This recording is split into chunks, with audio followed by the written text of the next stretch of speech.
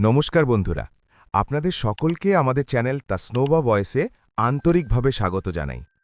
আজকের এই গল্পে আপনাদের নিয়ে যাবে মুলুন্ডের নীরব রাতে, যখন একটা সাধারণ স্বামী তার ল্যাপটপের সামনে বসে বাবার চিকিৎসার টাকা পাঠাতে যায়, তখনই তার জীবনের সবচেয়ে বড় ঝড় নেমে আসে। প্রিয়া যখন বলে ওঠে, তোমার মা বাবা তোমার সমস্যা, তোমার টাকা, সেই একটা কথায় ভেঙে যায় সব বিশ্বাস, সব সম্পর্কের সুতো। একজন শান্ত মানুষ কিভাবে নিজের সীমানা টেনে স্বার্থপর পরিবারের মুখোশ খুলে দেয় আর নিজের মা বাবার সম্মান ফিরিয়ে আনে, এই গল্পটা শুনলে আপনার বুকের ভেতরও একটা ঝড় উঠবে। পুরোটা শুনুন, কারণ এই কাহিনী আজকের অনেক সংসারের আয়না, যেখানে টাকা নয়, সম্পর্কের সত্যিকারের মূল্য বোঝা যায়। মুলুন্ডের রাত ছিল গভীর ও রহস্যময়। সাধারণত লোকাল ট্রেনের তীক্ষ্ণ হর্ন, রিকশার ভ্যাপু শব্দ আর অফিস ফেরত ক্লান্ত মানুষের অবিরাম ছুটোছুটিতে গিজগিজ করা এই শহরতলি এখন মধ্যরাতের নরম ও শান্ত কোলে সম্পূর্ণ নীরব হয়ে ঘুমিয়ে পড়েছিল। বাইরের রাস্তার ল্যাম্পপোস্ট থেকে নির্গত হলুদাভ আলো জানালার লোহার গ্রিলের ফাঁক দিয়ে চুপিসারে গলে রাহুল আর প্রিয়ার এই ছোট্ট 1 BHK ফ্ল্যাটের হল ঘরে ছড়িয়ে পড়েছিল। ঘরের ভেতর এক অদ্ভুত অস্বস্তিকর নীরবতা ছেয়ে গিয়েছিল, যেন সময় নিজেই থেমে গেছে। দেওয়াল ঘড়ির একঘেয়ে টিকটিক শব্দ ছাড়া আর কোনো আওয়াজ ছিল না। হলের সোফায় রাহুল ল্যাপটপ নিয়ে বসেছিল। ল্যাপটপের উজ্জ্বল স্ক্রিনে সুইং ট্রেডিংয়ের সবুজ লাল ক্যান্ডেলস্টিকগুলো তার ক্লান্ত মুখে এক বিচিত্র রহস্যময় ছায়া ফেলছিল। সারাদিনের ৮-৯ ঘণ্টার কর্পোরেট ডিউটির অবসাদ তার চোখে আর শিরদাঁড়ায় স্পষ্ট টের পাওয়া যাচ্ছিল। তবুও পরিবারের জন্য 4টে পয়সা বেশি আয় করার আশায়, ভবিষ্যতের কিছু সংস্থান গড়ে তোলার স্বপ্নে এবং বাড়তে থাকা খরচের সাথে লড়াই করার জন্য সে নিজেকে টেনে নিয়ে রাতের বেলা শেয়ার বাজারের এই গবেষণা করে চলেছিল। সে ট্রেডিংয়ের ট্যাবটা মিনিমাইজ করল আর নেট ব্যাংকিংয়ের ওয়েবসাইট খুলল। মাসের 5 তারিখ এগিয়ে আসছিল। কোলহাপুরে বাবার চিকিৎসা ও ওষুধের জন্য 15,000 টাকা পাঠানোর সময় হয়ে গিয়েছিল। বাবার অসুস্থতা ইদানিং বেড়েছিল। কোলহাপুরের সেই পুরনো বাড়িতে মা একাই তাদের এই ছোটাছুটি আর অসুস্থতা সামলাচ্ছিলেন। রাহুল একটা দীর্ঘশ্বাস ফেলল আর বেনিফিশিয়ারি লিস্টে বাবা কোলহাপুর নামটার উপর ক্লিক করল। অ্যামাউন্টের ঘরে 15,000 টাকা টাইপ করতে করতে তার আঙ্গুলগুলোর অভ্যাস হয়ে গিয়েছিল। কিন্তু আজ তার মনের উপর কোথাও যেন একটা অদৃশ্য বোঝা চেপে বসছিল। এই টাকাটা তার ঘামের উপার্জনের ছিল, কিন্তু সেটা দিতে গিয়ে তার কোনোদিন দুঃখ হয়নি। দুঃখ ছিল এই কারণে যে এর বদলে বাড়িতে তাকে যে মানসিক যন্ত্রণা সহ্য করতে হচ্ছিল তা এখন অসহ্য হয়ে উঠছিল। বন্ধুরা, আজকের এই গল্প শুধু একটা সাধারণ কাহিনী নয়, বরং আজকালকার অসংখ্য ঘরের এক জ্বলন্ত নির্মম বাস্তব। যখন সংসারে হিসেব আর সম্পর্কের মধ্যে স্বার্থের বিষাক্ত ছায়া নেমে আসে, তখন একজন শান্ত স্বভাবের মানুষ কিভাবে এক অপ্রত্যাশিত কঠিন সিদ্ধান্ত নিয়ে নিজের জীবনকে পুরোপুরি বদলে দেয়, তাই এই গল্পের মাধ্যমে আপনারা শুনতে পাবেন। দরজার নিচ দিয়ে চাবির খটখট শব্দ ভেসে এলো আর রাহুলের চিন্তার ঘোর ভেঙে গেল। দরজা খুলে প্রিয়া ভেতরে প্রবেশ করল। সে আজ থানেতে তার মা লতাদেবীর কাছে গিয়েছিল, সেখানে ভাই বিকাশ আর বোন অদিতির সঙ্গে সময় কাটিয়ে সে এইমাত্র ফিরল। তার মুখে সেই চিরচেনা অহংকার আর কিছুটা বিরক্ত ভাব ছিল। কাঁধের পার্সটা সে এক ঝটকায় টিপয়ের উপর ছুঁড়ে ফেলল আর পায়ের চটি এক পাশে সরিয়ে দিয়ে সোফায় রাহুলের পাশে এসে বসল। তার নজর সরাসরি রাহুলের ল্যাপটপ স্ক্রিনের ওপর গেল। সেখানে খোলা থাকা নেট ব্যাংকিংয়ের পেজ আর তাতে জলজল করতে থাকা 15,000 টাকার অঙ্কটা তার চোখে সুইয়ার মতো বিঁধল। তার কপালে ভাঁজ পড়ল। কি, আবার টাকা পাঠাচ্ছ কোলাপুরে? প্রিয়ার গলার রুক্ষতা রাতের সেই নিস্তব্ধতায় ধারালো কাঁচের মতো বিঁধল। রাহুল ল্যাপটপের স্ক্রিনটা সামান্য নিচু করল। সে অত্যন্ত শান্তভাবে বলল, হ্যাঁ, বাবার ওষুধের খরচ বেড়েছে প্রিয়া। ডাক্তার বলেছেন পরের সপ্তাহে কিছু দামি টেস্টও করাতে হবে। আমার বেতন হয়ে গেছে, ওদের যেন টাকার টান না পড়ে, তাই এখনই পাঠিয়ে দিচ্ছি। প্রিয়া একটা তাচ্ছিল্যের হাসি হাসল এবং বুকের উপর হাত বেঁধে ঝাঝালো গলায় বলল, রাহুল, প্রতি মাসে 15,000 টাকা মানে বছরে 1,80,000 টাকা হয়। তোমার কোনো হিসেব আছে কি নেই? আমরা মুলুন্ডের এই 1 BHKর খোপের মধ্যে পড়ে আছি। আমাদের নিজেদের বড় বাড়ি নিতে হবে, একটা ভালো গাড়ি কিনতে হবে, কিন্তু তোমার কোলহাপুরের খরচ মিটিয়ে কিছু বাঁচলে তো? ওখানে গ্রামে থেকে ওদের এত কিসের খরচ হয়? রাহুলের কাছে এই ঝগড়া নতুন ছিল না, কিন্তু তার মাথা সারাদিনের কর্পোরেট কাজ আর ট্রেডিংয়ের চাপে এমনিতেই ক্লান্ত ছিল। সে বুঝিয়ে বলার চেষ্টা করল, প্রিয়া, বাড়ি আর গাড়ি তো পরে নেওয়া যাবে। আমরা দুজনে কম বয়সী, কিন্তু বাবার অসুস্থতা কি থেমে থাকবে? ওরা আমার মা বাবা, ওরা সারা জীবন আমার জন্য কষ্ট করেছেন। এখন বৃদ্ধ বয়সে আমি কি ওদের মাঝপথে ছেড়ে দেব? পরিবারে আমরা যদি একে অপরকে না সামলাই, তবে কে সামলাবে? পরিবার শব্দটা শুনতেই প্রিয়ার মেজাজ চড়ে গেল। সে সোফা থেকে তড়াক করে উঠে দাঁড়াল। তার গলার স্বর এবার চড়ে গিয়েছিল। পরিবার? কিসের পরিবার? তোমার বাবা মা আমার জন্য কি করেছেন? বিয়ের পর থেকে দেখছি শুধু নিজের ছেলেকে ইমোশনাল ব্ল্যাকমেইল করে নিংড়ে নেওয়ার কাজ চলছে ওদের। ওরা নিজেদের অসুস্থতার জন্য কোনো ফান্ড রাখতে পারেনি? আর তুমি কি ওদের এটিএম মেশিন নাকি? প্রিয়া, গলার স্বর নামিয়ে কথা বলো। রাহুলের ধৈর্যের বাঁধ এবার ভাঙছিল, কিন্তু সে নিজের উপর নিয়ন্ত্রণ রাখল। তুমি জানো বাবার শরীর কেমন? আমি শুধু একজন ছেলে হিসাবে নিজের দায়িত্ব পালন করছি। আমরা স্বামী স্ত্রী, আমার দায়িত্বগুলো তোমারও দায়িত্ব। একটু তো মানবতা আর সমজদারি দেখাও। রাহুলের এই কথা শুনে প্রিয়া এমন ভাব করল যেন রাহুল তার কাছে তার সব সম্পত্তি চেয়ে বসেছে। রাগে তার চোখ লাল হয়ে গিয়েছিল। তার মুখের সেই মুহূর্তের ভাবটা এতটাই নিষ্ঠুর আর শীতল ছিল যে রাহুল দেখে অবাক হয়ে গেল। সে রাহুলের চোখের দিকে সরাসরি তাকিয়ে অত্যন্ত তীক্ষ্ণ আর অনুভূতিহীন গলায় একটা একটা করে শব্দ উচ্চারণ করল। আমার কোনো দায়িত্ব নেই, স্পষ্ট শুনে রাখো। তোমার মা বাবা তোমার সমস্যা, তোমার টাকা, এতে আমাকে টেনো না। ওদের সাথে বা ওদের অসুস্থতার সাথে আমার কোনো লেনদেন নেই। এই কটা কথা বলেই প্রিয়া ঘুরে দাঁড়াল আর গটগট করে ভেতরের বেডরুমে চলে গেল। সে পেছন থেকে সশব্দে দরজা বন্ধ করে দিল। হলে আবার সেই ভয়ঙ্কর নীরবতা নেমে এলো, কিন্তু এখন সেই নিস্তব্ধতায় একটা আলাদা ভার আর দমবন্ধ করা ভাব ছিল। রাহুল নিজের জায়গায় পাথরের মতো বসে রইল। তার কানে প্রিয়ার সেই শব্দগুলো বারবার প্রতিধ্বনিত হচ্ছিল। তোমার মা বাবা তোমার সমস্যা, তোমার টাকা। সে কোনো প্রতিক্রিয়া দিল না। সে না রাগে চিৎকার করল, না তার পেছনে ঝগড়া করতে বেডরুমে গেল। সে রাগে ল্যাপটপ আছাড় মারল না, বা হাত মুঠো করল না। সে শুধু সেই আধা অন্ধকার হলে স্ক্রিনের দিকে শূন্য নজরে তাকিয়ে থাকল। স্ক্রিনের কার্সারটা লাফাচ্ছিল। ঠিক তেমনি তার মনের একটা পুরনো সরল বিশ্বাস চিরকালের মতো নিভে গেল। তার ভেতরে কিছু একটা চিরতরে ভেঙে গিয়েছিল, একটা অদৃশ্য সুতো যা সম্পর্ককে বেঁধে রাখে, পরিবারকে এক করে রাখে। সেটা আজ প্রিয়ার ওই একটা কথা নিষ্ঠুরভাবে কেটে দিল। সে হঠাৎ বুঝতে পারল যে সে যে নারীকে নিজের অর্ধাঙ্গিনী মনে করছিল, সে আসলে ছিল শুধুমাত্র তার ভালো সময় আর টাকার ভাগিদার, তার দায়িত্বের নয়। বেডরুমের দরজা যে জোরে বন্ধ হয়েছিল, তার প্রতিধ্বনি হলের মধ্যে কিছুক্ষণ রিনরিন করতে থাকল। রাহুল তখনও সেই সোফাতেই বসেছিল। তার সামনে ল্যাপটপের সেই অর্ধেক বন্ধ স্ক্রিন, আর চোখের সামনে প্রিয়ার সেই অনুভূতিহীন মুখ। কিন্তু এখন তার চোখে জল ছিল না, না মনে কোনো রাগের আগুন জ্বলছিল। এক অকল্পনীয় শীতল এবং স্বচ্ছ স্পষ্টতা তার মনে বাসা বাঁধছিল। প্রিয়া শুধু একটা বাক্য বলেনি, বরং সে এক মুহূর্তে তাদের সম্পর্কের সংজ্ঞাই বদলে দিয়েছিল। অর্ধাঙ্গিনী শব্দটার অর্থ সে নিজের সুবিধা অনুযায়ী শুধু সুখের ভাগিদার হিসাবে সীমাবদ্ধ করে দিয়েছিল। রাহুল শান্তভাবে ল্যাপটপ বন্ধ করল। সে তার মানিব্যাগ, মোবাইল আর গাড়ির চাবি তুলে নিল। ঘরের মূল দরজাটা বাইরে থেকে বন্ধ করার সময় সে কোনো শব্দ হতে দিল না। লিফটে নিচে নামার সময় আয়নায় নিজের মুখের দিকে তাকিয়ে তার নিজেকে একটু আলাদা, একটু অচেনা মনে হচ্ছিল। সে পার্কিংয়ে এলো। তার টাটা ন্যাক্সন গাড়িটা যেখানে শান্তভাবে দাঁড়িয়েছিল। এই গাড়িটা সে শুধু নিজের জন্য নয়, বরং গোটা পরিবার যেন আরামে ঘুরতে পারে সেজন্য নিয়েছিল। সে ড্রাইভিং সিটে গিয়ে বসল। গাড়ি স্টার্ট দিল। শুধু জানালার কাজগুলো একটু নামিয়ে দিল। মুলান্ডের সেই ভ্যাপসা কিন্তু এখন কিছুটা ঠান্ডা হওয়া হাওয়া তার মুখে এসে লাগল। গাড়ির স্টিয়ারিংয়ে হাত রেখে সে চিন্তায় ডুবে গেল। প্রিয়া বলেছিল যে তার মা বাবা তার সমস্যা, কিন্তু গত 5 বছরে সে কার কার সমস্যার সমাধান করেছে। তার মনে পড়ল সেই দিনটির কথা যখন বিকাশ নতুন স্পোর্টস বাইক নেওয়ার জেদ ধরেছিল। জিজু, চাকরি পেলে প্রথম মাইনে আপনার হাতেই দেব, কিন্তু এখন ডাউন পেমেন্টের জন্য টাকা কম পড়ছে।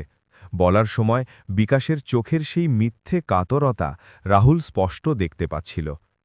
রাহুল তখন নিজের সঞ্চয় থেকে 1 লক্ষ টাকা দিয়েছিল, আর আজও সেই বাইকের প্রতি মাসের ৬,০০০ টাকার ইএমআই রাহুলের অ্যাকাউন্ট থেকেই যাচ্ছিল, কারণ সে বিকাশকে নিজের ছোট ভাই মনে করত। তার মনে পড়ল আদিতির কথা, দাদা, আমি কারো ওপর নির্ভর করতে চাই না, আমার নিজের বিউটি পার্লার শুরু করতে হবে, তার জন্য এই প্রফেশনাল কোর্সটা করা জরুরি। আদিতির চোখে সে স্বপ্ন দেখেছিল। সেই কোর্সের ৫০,০০০ টাকা ফি রাহুল হাসি মুখে দিয়েছিল। শুধু তাই নয়, প্রতি মাসে তার মোবাইল রিচার্জ আর হাত খরচের ব্যবস্থাও রাহুল দাদা হিসেবেই করে যাচ্ছিল। আর শাশুড়িমা লতা দেবী, ঠানের সেই বড় মেডিকেল স্টোরে রাহুলের কার্ড সেভ করা ছিল। প্রতি মাসে তাদের বিপি, সুগার আর হাঁটু ব্যথার ওষুধের তালিকা সেখানে পৌঁছে যেত, আর রাহুলের অ্যাকাউন্ট থেকে ১০-১২ হাজার টাকা নিঃশব্দে কেটে যেত। যাগ্গে, মায়ের মতোই তো উনি, এই ভেবে রাহুল কোনোদিন অভিযোগ করেনি। আজ রাহুলের নিজের ওপরই হাসি পেল। সে যাদের নিজের ভাবত, তাদের কাছে সে ছিল স্রেফ একজন ফাইন্যান্সার। কোলহাপুরে মা বাবার জন্য পাঠানো ১৫,০০০ টাকা প্রিয়ার কাছে বোঝা মনে হচ্ছিল, কিন্তু তার বাপের বাড়ির জন্য যাওয়া ৩০-৩৫ হাজার টাকা তার কাছে নিজের অধিকার মনে হতো। এই বৈষম্য আজ রাহুলকে ভেতর থেকে নাড়িয়ে দিয়েছিল। প্রিয়া যে সীমারেখা টেনেছিল, আজ রাহুল তা গ্রহণ করল। সে নিজের মোবাইল বের করল আর ব্যাংকিং অ্যাপ খুলল।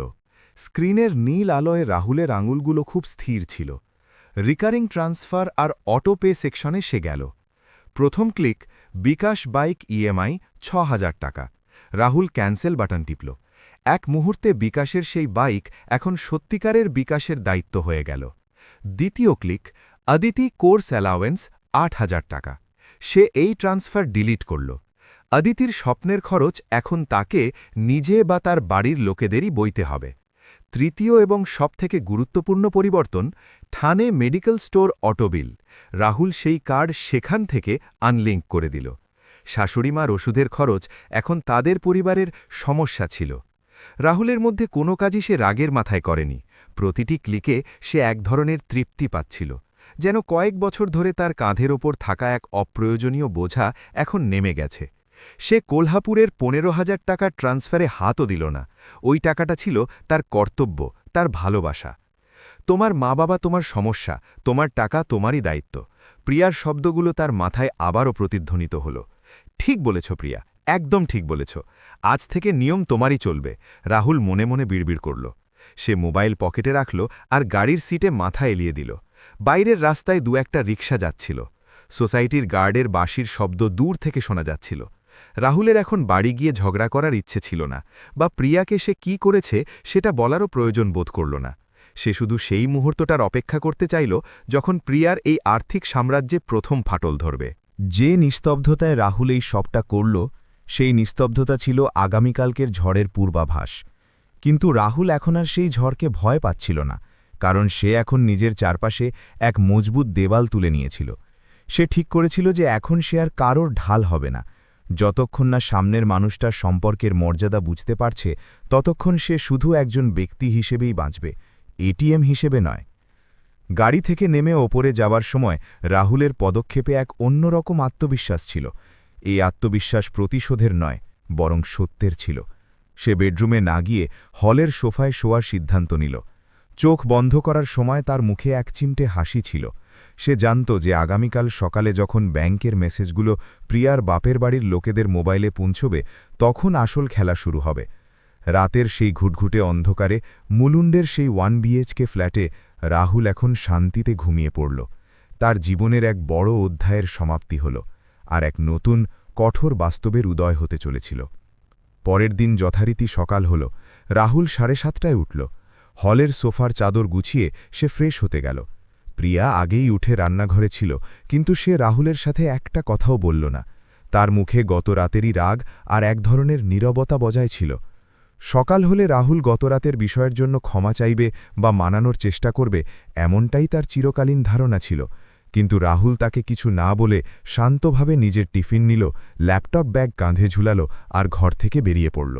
মুলুন্ড স্টেশনের সেই সকালের মারাত্মক ভিড়, ফাস্ট লোকাল ধরার জন্য মানুষের হুড়োহুড়ি, প্ল্যাটফর্মের চায়ের দোকান আর সেই মাইকের ঘোষণা, এসবই রাহুলের জন্য রোজগার ব্যাপার ছিল।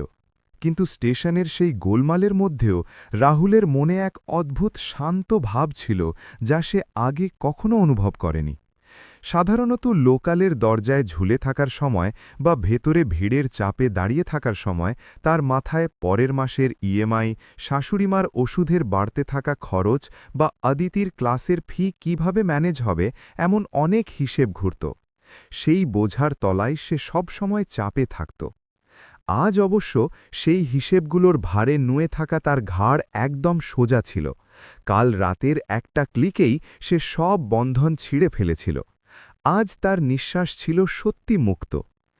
দাদরের সেই বড় কর্পোরেট অফিসে রাহুল কাজ করত। সেখানে পৌঁছে সে নিজের ডেস্কে বসল। চারপাশে ফোন বাজছিল, সহকর্মীদের টার্গেট নিয়ে আলোচনা চলছিল, কিবোর্ডের খটখট শব্দ, সব মিলিয়ে সেই পরিচিত কর্পোরেট ব্যস্ততা। রাহুল ল্যাপটপ খুলল আর নিজের ডেটা অ্যানালিসিসের কাজে ডুবে গেল। তার মুখে না গতরাতের ঝগড়ার কোনো রেশ ছিল, না রাতে নেওয়া কঠোর সিদ্ধান্তের অস্থিরতা। সে অত্যন্ত একাগ্রতার সাথে নিজের কাজ করছিল। দুপুর 2:30 বেজেছিল। রাহুল কফি মেশিন থেকে কফি নিয়ে নিজের ডেস্কে ফিরে এলো। তখনই তার মোবাইলের স্ক্রিন জ্বলে উঠল। স্ক্রিনে নাম ভেসে উঠল বিকাশ কলিং। রাহুল কফিতে একটা চুমুক দিল। সে জানত এই ফোন কেন এসেছে। সে অত্যন্ত শান্তভাবে ফোনটা তুলল। হ্যালো? হ্যালো জিজু? বিকাশের গলা ছিল আগের মতোই, কিন্তু তাতে আবদারের চেয়ে বিরক্তি বেশি স্পষ্ট হচ্ছিল। বলো বিকাশ। রাহুলের গলার স্বর ছিল একদম পেশাদার আর নির্লিপ্ত, যেন সে অফিসের কোনো ক্লায়েন্টের সাথে কথা বলছে। জ্যোতি, ব্যাংকের কি হয়েছে? আমার গাড়ির ইএমআই বাউন্স হয়ে গেছে। সকালেই ব্যাংকের মেসেজ এসছে আর বাউন্সিং চার্জও লেগেছে। আপনার অ্যাকাউন্ট তো গাড়ির সাথে লিঙ্ক করা আছে না? কোনো টেকনিক্যাল প্রবলেম হয়েছে কিনা দেখুন, আর তক্ষুনি ম্যানুয়ালি পে করে দিন। আমি ফালতু পেনাল্টির টাকা দিতে পারবো না।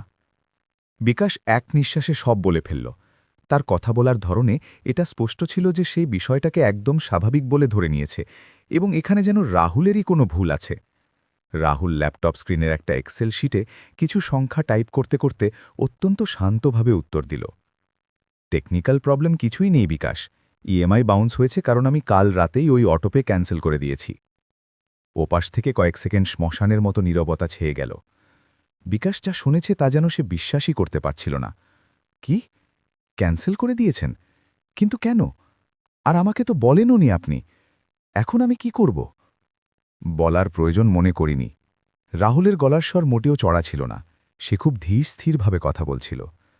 গাড়িটা তোমার, তুমি চালাও, তাই তোমার গাড়ি এখন থেকে তোমারই দায়িত্ব। এখন ওই ইএমআই তুমি নিজের অ্যাকাউন্ট থেকে দিয়ে দাও। জিজু, আপনি কি মশকরা করছেন? বিকাশের গলার স্বর এবার চড়ে গেল। আমি কথা থেকে 6,000 টাকা দেব। আর আমাদের তো কথা হয়েছিল না যে যতক্ষণ না আমার ভালো চাকরি সেট হচ্ছে ততক্ষণ আপনিই গাড়ির দিকটা দেখবেন। এটা এভাবে হুট করে কি হলো? বিকাশের গলায় এবার অনুরোধের চেয়ে নিজের অধিকার ছিনিয়ে নেওয়ার সুর বেশি প্রকাশ পাচ্ছিল। বিকাশ? রাহুল তাকে মাঝপথে থামিয়ে দিল। তার গলায় এবার এক অদৃশ্য ধার ছিল। আমরা কোনো কিছুই ঠিক করিনি। আমি তোমাকে সাহায্য করছিলাম কারণ আমার মনে হয়েছিল তুমি আমার ছোট ভাই। কিন্তু আমার টাকায় তোমার গাড়ি চলবে এটা এখন আর আমার সমস্যা নয়। তোমার খরচ, তোমার সমস্যা, তোমার টাকা। আমাকে এইসব দায়িত্বের মধ্যে আর টেনো না। আমাকে এখন আমার দিকটা দেখতে হবে। জিজু, কিন্তু দিদি কি এটা জানে? আমি কি দিদিকে বলবো? বিকাশ এবার প্রিয়ার ঢাল সামনে আনল। তোমার যা করতে ইচ্ছে হয় তুমি করো। তোমার দিদি তোমাকে এই বিষয়ে বেশি ভালো বোঝাতে পারবে। আমি এখন মিটিংয়ে আছি। এইটুকু বলে রাহুল এক ঝটকায় ফোন কেটে দিল। বিকাশের সেই হতভম্ব হয়ে যাওয়া মুখটা রাহুল এখান থেকেও দেখতে পাচ্ছিল। সে মোবাইলটা ডেস্কে রাখল আর নিজের কাজে মন দিল। সে রাগ করেনি, বরং এক অদ্ভুত স্বচ্ছ আর পরিষ্কার তৃপ্তি তার মনে ছড়িয়ে পড়ছিল। তোমার সমস্যা, তোমার টাকা, প্রিয়ার এই বাক্যটাই সে এখন ঠিক জায়গায় তাদের ভাষাতেই ফিরিয়ে দিচ্ছিল। 8 ঘন্টা কেটেছে কি কাটেনি, রাহুলের মোবাইলে একটা হোয়াটসঅ্যাপ মেসেজ এলো। আদিতির মেসেজ ছিল। এমনিতে সে শুধু টাকা চাইবার জন্যই দাদার কথা মনে করত। দাদা, পার্লারের ম্যাডাম ফি চাইছেন। এই মাসের কিস্তি এখনও জমা পড়েনি তোমার কাছ থেকে। প্লিজ গুগল পে করে দাও না এখনই। ম্যাডাম বারবার জিজ্ঞেস করছেন। তার ওই মেসেজের অধিকার আর ইমোজি দেখে রাহুলের হাসি পেল। নিজের পায়ে দাঁড়ানোর বড় বড় কথা বলা আদিতি নিজের ক্লাসের ফিটুকুও নিজে দিতে পারত না। বা তার ব্যবস্থাটুকুও করে রাখেনি। রাহুল চ্যাট ওপেন করল আর অত্যন্ত শান্তভাবে টাইপ করতে শুরু করল। তার আঙুলের মধ্যে কোনো দ্বিধা ছিল না। আদিতি, আজ থেকে আমি তোমার ক্লাসের ফি দেব না। নিজের খরচের ব্যবস্থা এবার নিজে করো। তোমার ক্যারিয়ার তোমার দায়িত্ব। আমার কাছ থেকে এরপরে আর কোনো টাকা ট্রান্সফার হবে না। রাহুল সেন্ড বাটন টিপল আর কয়েক সেকেন্ডের মধ্যেই ওপাশ থেকে ব্লু টিক এলো। আদিতি সঙ্গে সঙ্গে ৩-৪টে প্রশ্নচিহ্ন পাঠাল। দাদা, কি হয়েছে? তুমি কি রাগে আছো? আমি কি করেছি? আমি কি দিদিকে বলবো? তার মেসেজগুলো একটার পর একটা আসতে লাগল। কিন্তু রাহুল সেই মেসেজগুলো দেখেও কোনো উত্তর দিল না। সে মোবাইল সাইলেন্ট করে পকেটে রেখে দিল। অফিসের সেই ব্যস্ততার মাঝে এসির ঠান্ডা হাওয়ায় রাহুল অত্যন্ত স্থির আর শান্ত ছিল। বাইরে ঠানেতে প্রিয়ার বাড়িতে এখন কত বড় ঝড় উঠেছে তার পূর্ণ ধারণা রাহুলের ছিল। বিকাশ আর আদিতি এতক্ষণে নিশ্চয়ই প্রিয়াকে ফোন করে ফেলেছে, কিন্তু সে এখন আর ওই ঝড়ের অংশ ছিল না। সে একজন তৃতীয় ব্যক্তির মতো এই সব কিছু দেখছিল। যে মানুষটা সবসময় অন্যের অবলম্বন হয়ে ছুটে যেত, সে আজ শুধুমাত্র নিজের জন্য এক জায়গায় শান্ত হয়ে দাঁড়িয়েছিল। এখন শুধু শাশুড়িমার ওষুধের জন্য ফোন আসা বাকি ছিল। তারপর সন্ধ্যায় বাড়ি ফিরলে প্রিয়ার রাগের যে বিস্ফোরণ ঘটবে তার জন্য রাহুল মানসিক প্রস্তুতি নিচ্ছিল। কিন্তু তার মানসিকতা এখন পাথরের মতো শক্ত হয়ে গিয়েছিল। সে যে কোনো পরিস্থিতির মোকাবিলা করতে নির্ভীকভাবে তৈরি ছিল। দুপুর 3:30 বেজেছিল। বাইরের রোদের কারণে ঠানের রাস্তায় শুনশান ভাব থাকলেও স্টেশনের সামনের সেই বড় মেডিকেল স্টোরে বরাবরের মতোই ভিড় ছিল। প্রিয়া ছুটিতে থাকায় মুলুন্ডের বাড়িতেই ছিল। সকাল থেকে তার মাথায় এমনিতেই ভনভন করছিল। ঘণ্টাখানেক আগেই বিকাশের ফোন এসেছিল, যেখানে সে গাড়ির ইএমআই বাউন্স হওয়া নিয়ে কান্নাকাটি করছিল। পরপর আদিতিও রাহুলের পাঠানো মেসেজ ফরওয়ার্ড করে দাদা এমন কেন করছে বলে চিৎকার করছিল। প্রিয়া রাগে ফুঁসছিল। রাহুল আমার বাপের বাড়ির লোকেদের টেনে আমার ওপর প্রতিশোধ নেবার চেষ্টা করছে, এই চিন্তাই তার মাথায় ঘুরছিল। সে রাহুলকে ফোন করতে যাবে এমন সময় তার মোবাইলের রিং বেজে উঠল। স্ক্রিনে মা নামটা ভাসছিল। প্রিয়া তড়িঘড়ি ফোন তুলল। হ্যালো মা, বলো। ওরে প্রিয়া, এ কি হচ্ছে? রাহুলের কার্ড কেন চলছে না? ওপাশ থেকে লতা দেবীর গলা অত্যন্ত বিব্রত আর অপমানিত শোনাচ্ছিল। আমি এখানে মেডিকেলে দাঁড়িয়ে আছি। 15 মিনিট ধরে ওই ছেলেটা 3 বার কার্ড সোয়াইপ করে দেখল, কিন্তু বারবার ডিক্লাইন মেসেজ আসছে। পেছনের 4-5 জন লোক আমার দিকেই তাকিয়ে আছে। কি ভীষণ অপমান লাগছে আমার। ওরে 8,500 টাকার বিল হয়েছে ওষুধের। আমার পার্সে এত নগদ টাকাও নেই। এখন কি করি আমি? লতা দেবীর গলায় সেই কাঁপা কাঁপা অপমান শুনে প্রিয়ার রাগের পারদ একদম শীর্ষে পৌঁছে গেল। মা, তুমি ওখানেই থাকো। আমি ওকে ফোন করছি আর দেখছি ও কি নাটক শুরু করেছে। তুমি ওই মেডিকেলওয়ালাকে কিছু বলো না, আমি এখান থেকে গুগল পে করে দিচ্ছি। প্রিয়া মায়ের ফোন কাটল আর কাঁপা কাঁপা হাতে রাহুলের নম্বর ডায়াল করল। রাহুল ফোন তোলা পর্যন্ত ওই কয়েক সেকেন্ডে তার মাথায় রাগের হাজারো স্ফুলিঙ্গ উঠছিল। অন্য প্রান্তে দাদরের অফিসে থাকা রাহুল বরাবরের মতোই শান্তভাবে ফোন তুলল। হ্যালো। রাহুলের গলা ছিল একদম শান্ত, স্থির আর শীতল। রাহুল, কি চলছে এসব? Are you out of your mind? Priya কার্যত চিৎকার করে উঠল। সকাল থেকে আমার বাড়ির লোকেদের কেন হেনস্থা করছো তুমি?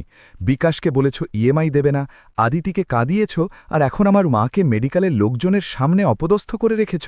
তুমি কেন কার্ড ব্লক করেছ ওনার? রাহুল ল্যাপটপ স্ক্রিন থেকে নজর সরালো আর জানালার বাইরে তাকিয়ে অত্যন্ত ধীরস্থিরভাবে বলল, প্রিয়া, গলার স্বর নামাও। আমি কোনো কার্ড ব্লক করিনি। আমি শুধু ওখান থেকে আমার ডিটেলস ডিলিট করে দিয়েছি, কারণ এখন থেকে আমি আমার টাকার অপচয় ওখানে করব না। অপচয়? রাহুল, আমার মায়ের বিপি সুগারের ওষুধ সেগুলো। ওটা তোমার কাছে অপচয়? প্রিয়া রাগে লাল হয়ে গিয়েছিল। তার নিঃশ্বাস দ্রুত পড়ছিল। তুমি কালকের ঝগড়ার বদলা নিতে চাও? তাহলে আমার সাথে লড়াই করো। আমার মাকে এর মধ্যে কেন টানছ? এটা মেডিকেল এমার্জেন্সি, বুঝতে পারছো কি তুমি? এমার্জেন্সি? রাহুলের গলায় এবার এক অত্যন্ত ধারালো উপহাস ছিল। কাল রাতে যখন আমি আমার অসুস্থ বাবার টেস্টের জন্য আর ওষুধের জন্য কোলহাপুরে 15,000 টাকা পাঠাচ্ছিলাম, তখন কি সেটা এমার্জেন্সি ছিল না? ওরা কি তোমার শ্বশুর শাশুড়ি নন? কাল আমার বাবার অসুস্থতা তোমার কাছে শুধু আমার সমস্যা মনে হয়েছিল না? তাহলে আজ তোমার মায়ের ওষুধ আমার সমস্যা কি করে হলো? প্রিয়া ক্ষণিকের জন্য থতমত খেয়ে গেল। নিজের কথাগুলোই যে তার ওপর এভাবে ফিরে আসবে সেটা সে ভাবতেই পারেনি।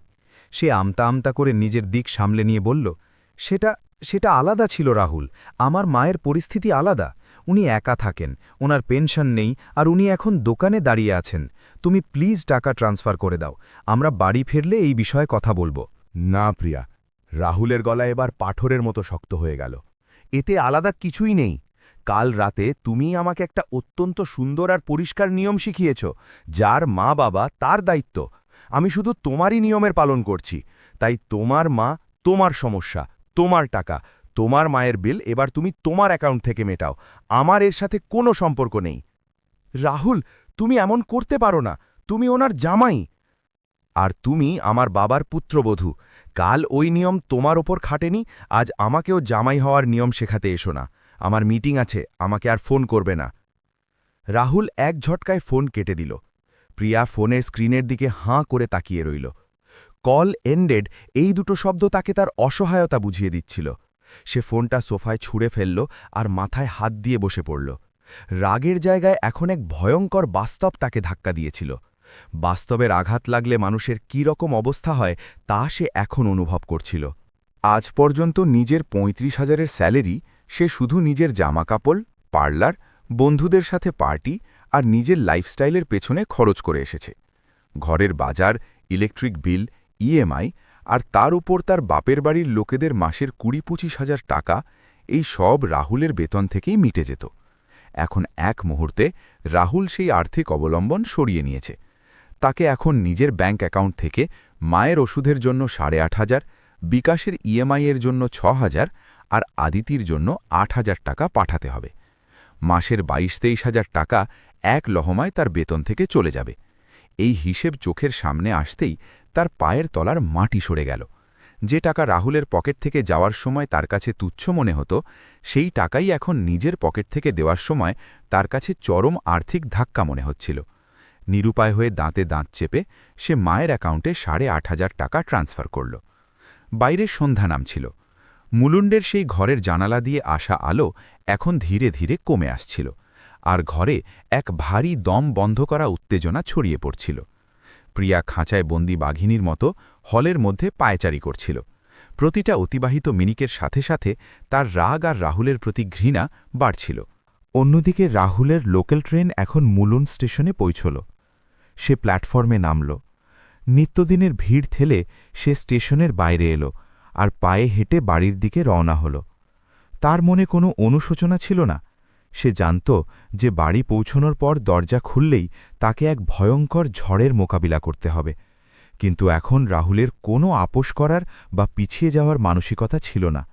সে বিল্ডিংয়ের সিঁড়ি দিয়ে উঠল, পকেট থেকে চাবি বের করল আর ঘরের দরজার তালা খুলল।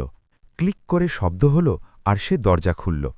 রাহুল যখন ঘরের দরজা খুলল তখন ভেতরের বাতাস যেন একটা বেলুনের মতো টানটান হয়েছিল, যা যে কোনো সময় ফেটে যেতে পারত। হলের আলো জ্বলছিল না, শুধু জানালা দিয়ে আসা বাইরের স্ট্রিট লাইটের আর রাস্তা দিয়ে যাওয়া গাড়ির আবছা আলো ছড়িয়েছিল।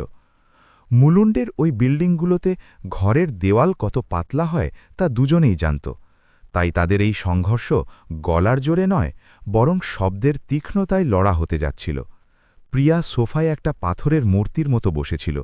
তার মুখ রাগে, অপমানে আর এক অচেনা ভয়ে কালো হয়ে গিয়েছিল। রাহুল ভেতর থেকে দরজা লাগিয়ে দিল। সে ল্যাপটপ ব্যাগটা নির্দিষ্ট জায়গায় রাখল, পায়ের জুতো খুলল আর অত্যন্ত শান্তভাবে জানালার কাছে গিয়ে দাঁড়াল।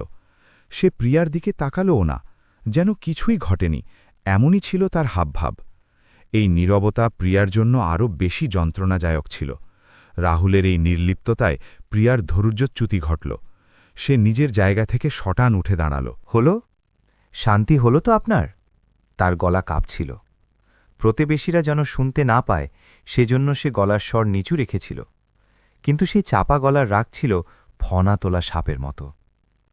আমার মায়ের ওষুধের দোকানে সবার সামনে অপমান করে তোমার খুব ভালো লেগেছে নিশ্চয়ই।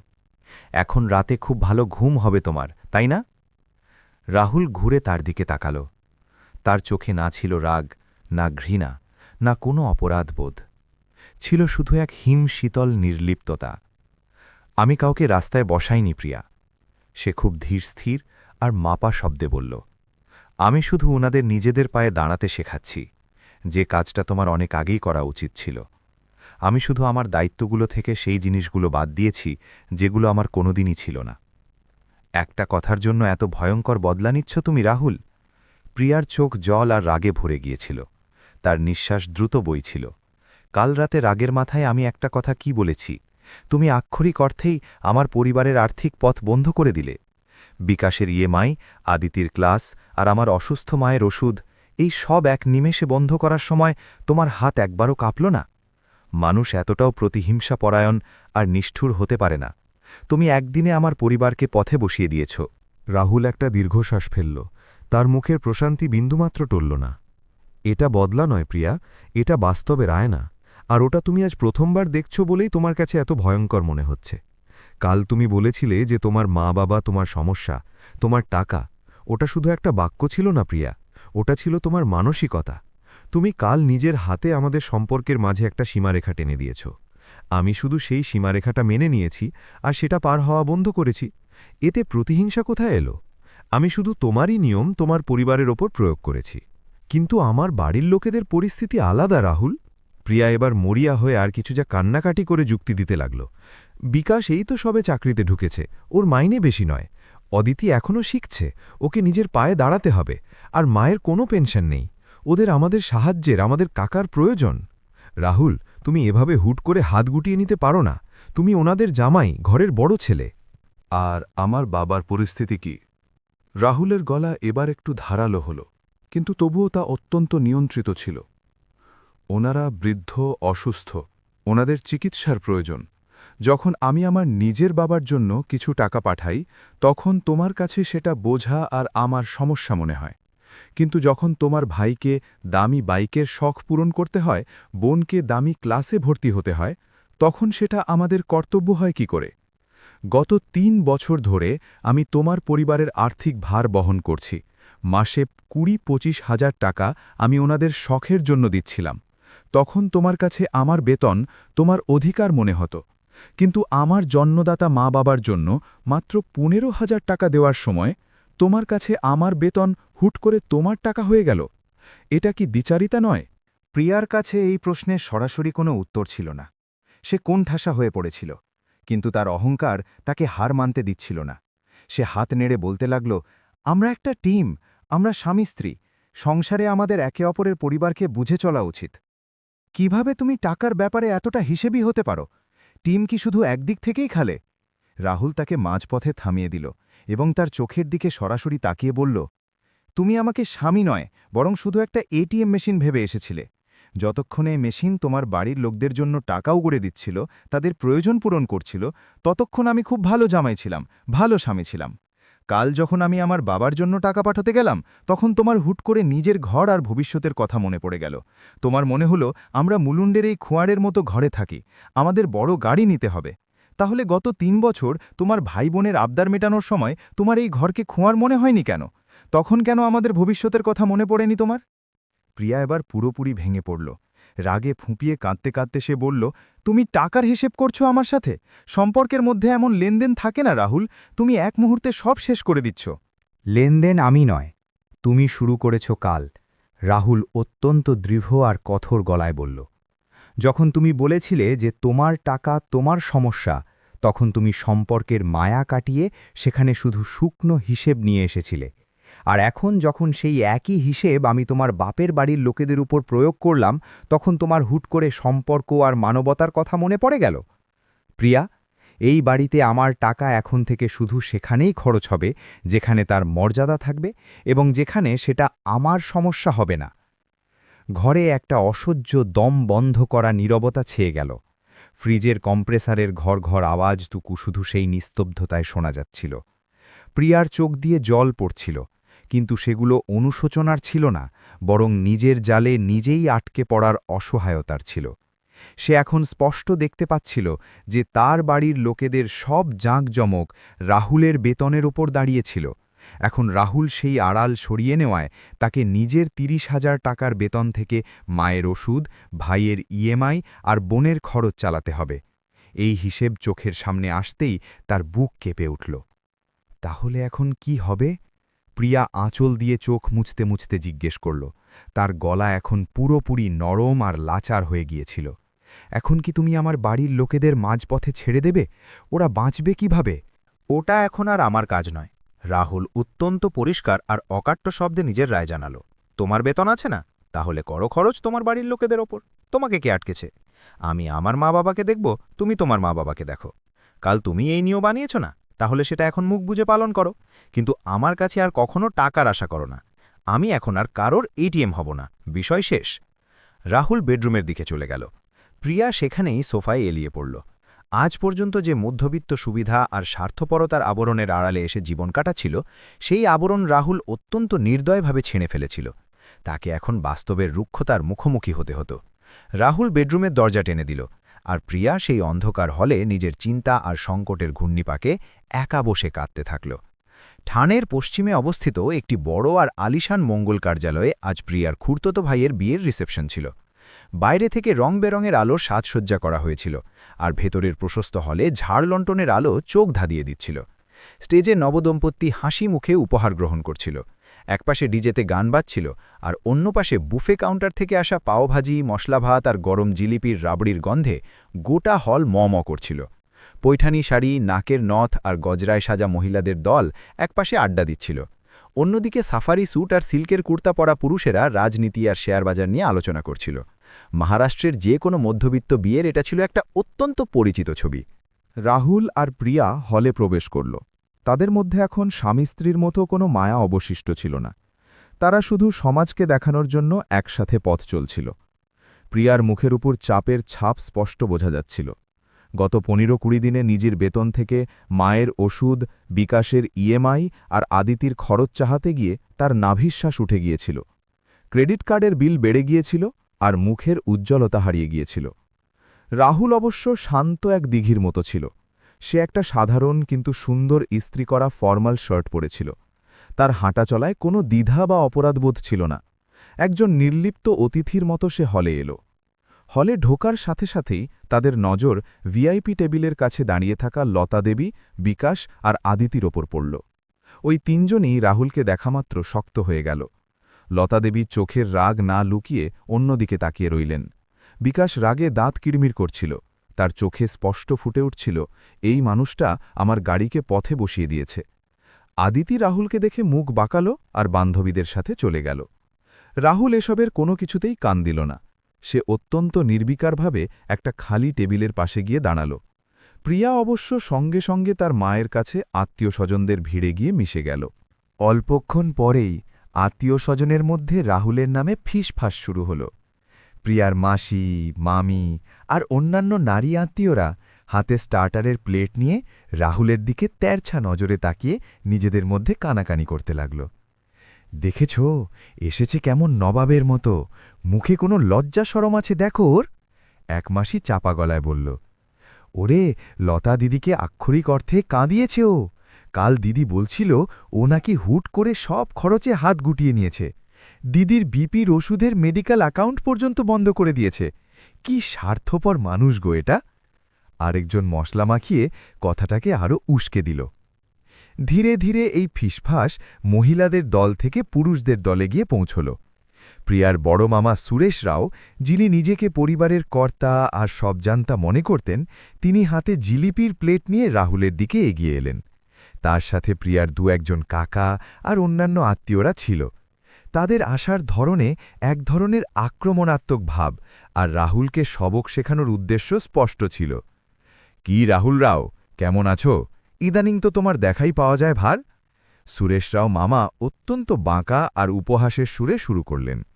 রাহুল শান্তভাবে হেসে উত্তর দিল, ঠিক আছে মামা, অফিসের কাজের চাপ থাকে একটু। কাজের চাপ নাকি টাকার চাপ? পেছন থেকে একজন কাকা খোঁচা দিয়ে বলল। আরে, শোনা যাচ্ছে যে তুমি লতা দিদিকে হঠাৎ সাহায্য করা বন্ধ করে দিয়েছ। কি প্রবলেম? কি হয়েছে? তোমার মাইনে কি কমে গেছে নাকি চাকরিতে টান পড়েছে? রাহুল তাদের প্রশ্নের ভেতরের বিষ বুঝতে পারল। সে কিছুই বলল না, শুধু হাতের জলের গ্লাসের দিকে তাকিয়ে শান্ত হয়ে দাঁড়িয়ে থাকল। তার এই নীরবতা মামাকে আরও উস্কে দিল। মামার গলার স্বর এবার একটু চড়ে গেল, যাতে আশেপাশের ২-৪টি টেবিলের মানুষও শুনতে পায়। আরে রাহুল, জামাই মানে তো ছেলের মতো রে। লতা দিদির পরিস্থিতি তো তুই জানিস, ওনার পেনশন নেই, মেয়ে দিয়েছি তোকে আমরা।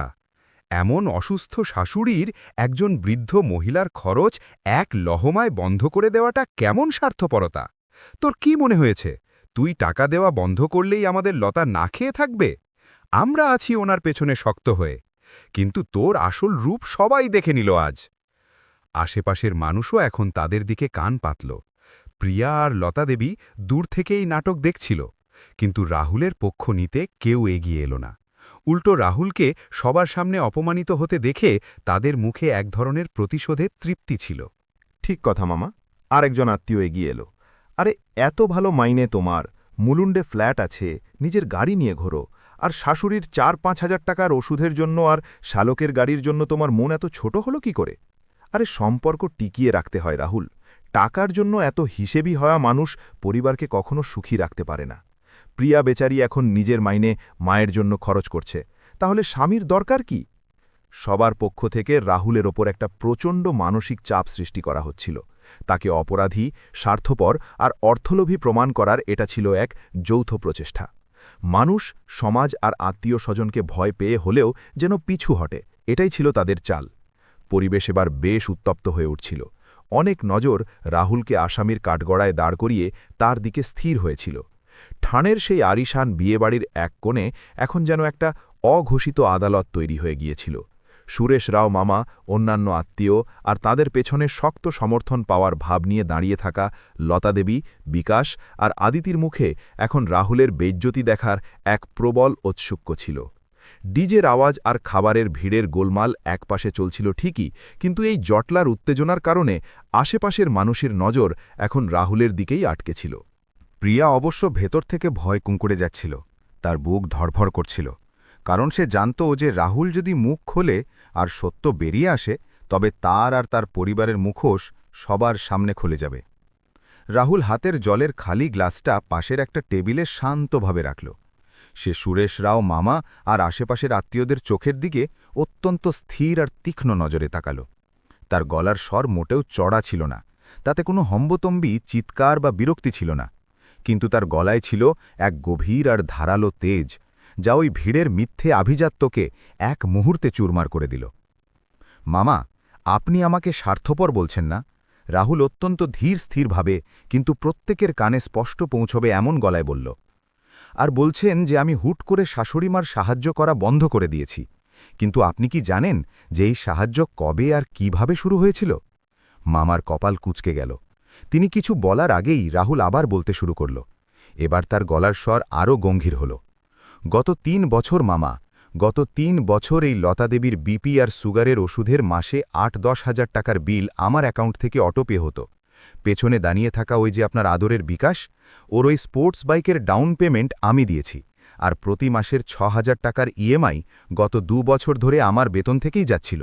আর অদিতি, যার হাতে আজ মেহেন্দি দেখছেন না, ওর বিউটি পার্লারের কোর্সের ৫০,০০০ টাকার ফি আর প্রতি মাসের হাতখরচ আমি নিজে দিচ্ছিলাম। এই তথ্য আর সত্য শোনা মাত্রই সুরেশরাও মামা আর আশেপাশের কাকামাসিদের মুখ শুকিয়ে গেল। যে বিকাশ আর আদিত্যাকে তারা বেচারা মনে করছিল, তারা এখন নজর সরিয়ে ভিড়ের মধ্যে গা ঢাকা দেওয়ার চেষ্টা করতে লাগল। লতাদেবীর মুখের তেজ এক মুহূর্তে মিলিয়ে গেল। আত্মীয় স্বজনদের মধ্যে চাপা স্বরে কানাঘুষো শুরু হল। বাপরে, এত কিছু করছিল! আমি সব করছিলাম মামা, কারণ আমি এই পরিবারকে নিজের মনে করেছিলাম।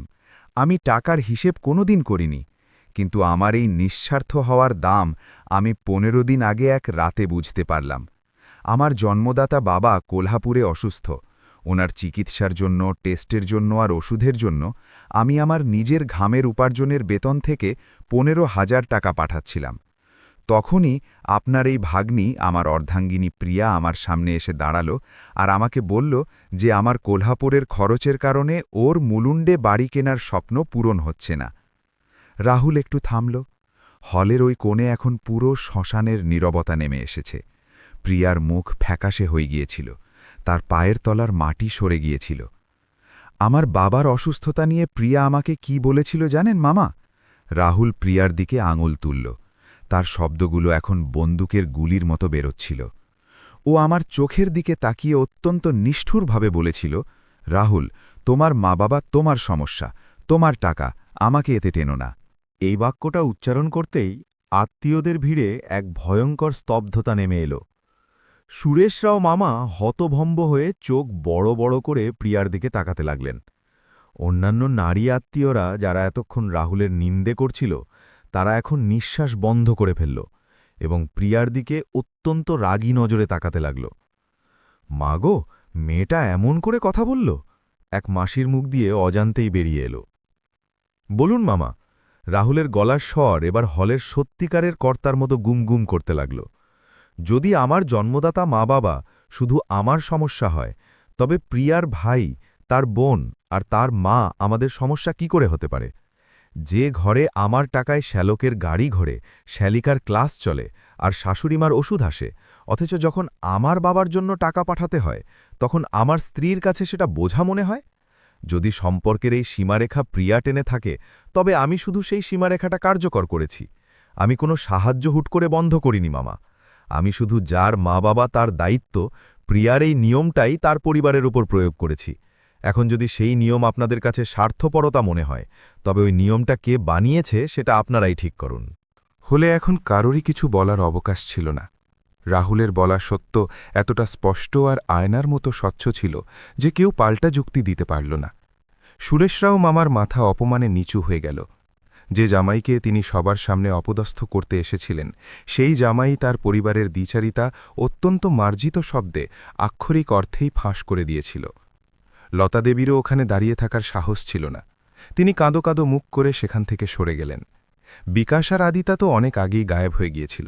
আর প্রিয়ার চোখ দিয়ে এখন অনুশোচনা, অপমান আর নিজের কর্মের ফল হিসেবে জল পড়ছিল। তার মাথা পুরোপুরি নিচু হয়ে গিয়েছিল। তার মাথা তুলে দাঁড়ানোর আর কোনো জায়গা অবশিষ্ট ছিল না। যে আত্মীয়দের সামনে সে রাহুলকে খলনায়ক বানাতে চেয়েছিল, সেই আত্মীয়দের নজর এখন তার ওপর অপরাধীর মতো স্থির হয়েছিল। স্বামীকে এটিএম ভাবে আর নিজের শ্বশুর শাশুড়িকে সমস্যা, এমন ফিসফাস এখন তার কানে স্পষ্ট আসছিল। রাহুল একটা দীর্ঘশ্বাস ফেলল। তার কাঁধ থেকে আজ এক বিশাল বড় বোঝা নেমে গিয়েছিল। সে পকেট থেকে রুমাল বের করল, কপালের ঘাম মুছল আর কারোর দিকে না তাকিয়ে, কারোর প্রতিক্রিয়া না শুনে অত্যন্ত সাহসের সাথে একজন বিজয়ী আর স্বাভিমানী মানুষের ভঙ্গিতে ওই জটলা থেকে ঘুরল এবং হলের বাইরে বেরিয়ে গেল। কল্যাণের রিসেপশনের সেই ভয়ঙ্কর ঘটনার পর রাহুল পরের দিন অফিস থেকে দুদিনের ছুটি নিল। মুলুন্ডের সেই দমবন্ধ করা আর উত্তেজনাপূর্ণ বাড়িতে সে আর এক মুহূর্তেও থাকতে চাইছিল না। প্রিয়া আর তার আত্মীয়দের ওই মিথ্যে দুনিয়ার ওপর তার আক্ষরিক অর্থেই বিতৃষ্ণা এসে গিয়েছিল। পরের দিন ভোরবেলাতেই সে নিজের নেক্সন গাড়িটা বের করল আর একাই কোলহাপুরের দিকে রওনা হল। খাম্বাটকি ঘাট পেরিয়ে গাড়ি যখন কোলহাপুরে ঢুকল, তখন সকাল 10:30 বেজেছিল। কোলহাপুরের সেই পোয়াই নাকা, এসটি স্ট্যান্ডের সেই চিরচেনা ব্যস্ততা, বাসের লাল রঙের কামরা থেকে আসা সেই ডিজেলের মিশ্রিত গন্ধ আর আশেপাশে চলা কোলহাপুর ভাষার মানুষের হুড়োহুড়ি, এই সব কিছুই রাহুলের কাছে নতুন ছিল না, কিন্তু আজ তাকে এক অদ্ভুত শান্তির অভিজ্ঞতা দিচ্ছিল। ঠানে মুলন্ডের ওই লোক দেখানো, স্বার্থপর আর দম বন্ধ করা পরিবেশ থেকে সে এখন এক অন্য জগতে। সে এমন এক জায়গায় এলো যেখানে সম্পর্কের কোনো মুখোশ ছিল না, সেখানকার বাতাস ছিল মুক্ত আর মানুষগুলো স্বচ্ছ। কোলহাপুর জেলার এক শান্ত কলোনির সেই পুরনো কিন্তু অত্যন্ত পরিষ্কার বাড়িতে সে পা রাখল। উঠোনের সবুজ তুলসী গাছ, দরজায় শুকনো কিন্তু পবিত্র তোরণ আর ঘর থেকে আসা ধূপকাঠির হালকা সুবাস। রাহুল চোখ বুজে একটা দীর্ঘশ্বাস নিল। গত 15-20 দিনের সেই ভয়ঙ্কর মানসিক চাপের পর আজ প্রথমবার তার ফুসফুসে সত্যিকারের মায়া আর অধিকারের বাতাস গেল। মা হঠাৎ দরজায় ছেলেকে দেখে তার কুঁচকানো মুখে যে আনন্দ ফুটে উঠল, পৃথিবীর কোনো সম্পদের সাথে তার তুলনা হয় না। আরে রাহুল, হঠাৎ কোনো খবর নেই, ফোন নেই, আর একাই এলি যে? প্রিয়া আসেনি? মায়ের প্রশ্নের ভিড়ে চিন্তা আর বাৎসল্য ভরপুর ছিল। আরে মা, অফিসে দুদিনের ছুটি ছিল, ভাবলাম বাবাকে দেখে আসি, তাই চলে এলাম। রাহুল হেসে বিষয়টা সামলে নিল। হলের এক পুরনো কাঠের আরামকেদারায় বাবা বসেছিলেন। অসুস্থতার কারণে ওনার শরীর খুব ভেঙে গিয়েছিল কিন্তু ওনার চোখে সেই পুরনো ব্যক্তিত্ব আর স্বাভিমান আজও আগের মতোই ছিল। ছেলেকে দেখে ওনার মুখ উজ্জ্বল হয়ে উঠল। কিরে সাহেব, কাজ থেকে সময় মিলল তাহলে? বাবা হেসে বললেন। দুপুরে মা রাহুলের পছন্দের খাবার রান্না করেছিলেন। পাতে গরম ভাকরি, ঝুনকা, ঠেঁচা আর পেঁয়াজ। গত কয়েক বছর ধরে মলের পিৎজা, বার্গারে আর বিয়ের রিসেপশনের বুফেতে রাহুল নিজের খিদে মিটিয়েছে। কিন্তু মায়ের হাতের সেই সাধারণ খাবারে যে তৃপ্তি ছিল তা সে আজ পর্যন্ত কোথাও পায়নি। প্রতিটা গ্রাসের সাথে তার মনের ওপর থেকে চাপ কমে যাচ্ছিল। খাওয়া শেষে দুপুরের নির্জনতায় রাহুল বাবার পাশে গিয়ে বসল। বাবা রাহুলের মুখের দিকে খুঁটিয়ে দেখলেন। মা বাবার নজর সন্তানের মুখের আড়ালে লুকিয়ে থাকা চাপ ঠিক চিনে নেয়। বাবা রাহুলের পিঠে নিজের কাঁপা কাঁপা কিন্তু ভরসাযোগ্য হাত রাখলেন আর অত্যন্ত শান্ত গলায় জিজ্ঞেস করলেন, কি হয়েছে রে রাহুল? অফিসে কি কোনো চাপ আছে, নাকি প্রিয়ার সাথে কোনো ঝামেলা হয়েছে? তোর মুখ আমাকে বলছে যে তুই ভেতর থেকে খুব অস্থির আছিস। রাহুল প্রথমে লুকোনোর চেষ্টা করেছিল, কিন্তু বাবার সেই স্পর্শে তার মনের বাঁধ ভেঙে গেল। সে ঠানের রিসেপশনের ঘটনার কথা বিস্তারিত বলল না, কিন্তু টাকার ব্যাপার আর দায়িত্ব নিয়ে প্রিয়ার সাথে কিভাবে মতভেদ হয়েছে আর ওনারা কিভাবে প্রিয়ার কাছে সমস্যা হয়ে দাঁড়িয়েছেন তার একটা সংক্ষিপ্ত কিন্তু পরিষ্কার ধারণা দিল। বাবা একটা দীর্ঘশ্বাস নিলেন। ওনার মুখে প্রিয়ার প্রতি কোনো রাগ বা অভিযোগ ছিল না। ওনারা রাহুলের হাত নিজের হাতে নিয়ে অত্যন্ত নরম কিন্তু স্বাভিমানী আর দৃঢ় গলায় বললেন, খোকা, আমরা বুড়ো হয়ে গেছি। আমাদের জীবন এখন শেষের দিকে। আমাদের ওষুধপত্রের জন্য তুই নিজের সংসারে অশান্তি করিস না রে বাবা। তুই যে টাকা পাঠাস তা তোর কষ্টের উপার্জন, সেটা আমি জানি। কিন্তু সেই টাকার কারণে যদি স্বামী স্ত্রীর মধ্যে ঝগড়া হয় তবে কাল থেকে একটা টাকাও পাঠাস না। আমরা দুজনে শান্তভাবে কিছু একটা ব্যবস্থা করে নেব। কিন্তু আমাদের ছেলেটা দুঃখী আর ওর সংসার ভেঙে যাচ্ছে, এটা দেখে আমরা কিভাবে শান্তিতে থাকব? বাবার সেই কথাগুলো রাহুলের কলিজায় এক ধারালো তীরের মতো বিঁধল। তার চোখে অজান্তেই জল চলে এলো। কি এই বৈপরীত্য! একপাশে প্রিয়া আর তার বাড়ির লোক ছিল যারা রাহুলের টাকায় বেচেও তাকে স্বার্থপর বলছিল, তাকে এটিএমের মতো ব্যবহার করছিল, আর অন্যদিকে এই বৃদ্ধ মা বাবা ছিলেন যারা নিজেরা অসুস্থ হয়েও মৃত্যুর দোরগোড়ায় দাঁড়িয়েও ছেলের সুখের জন্য নিজের চিকিৎসা ত্যাগ করতে রাজি ছিলেন। প্রিয়া এই মানুষগুলোকে সমস্যা বলেছিল, এই স্বাভিমানী আর নিঃস্বার্থ মানুষগুলোকে সে বোঝা মনে করেছিল।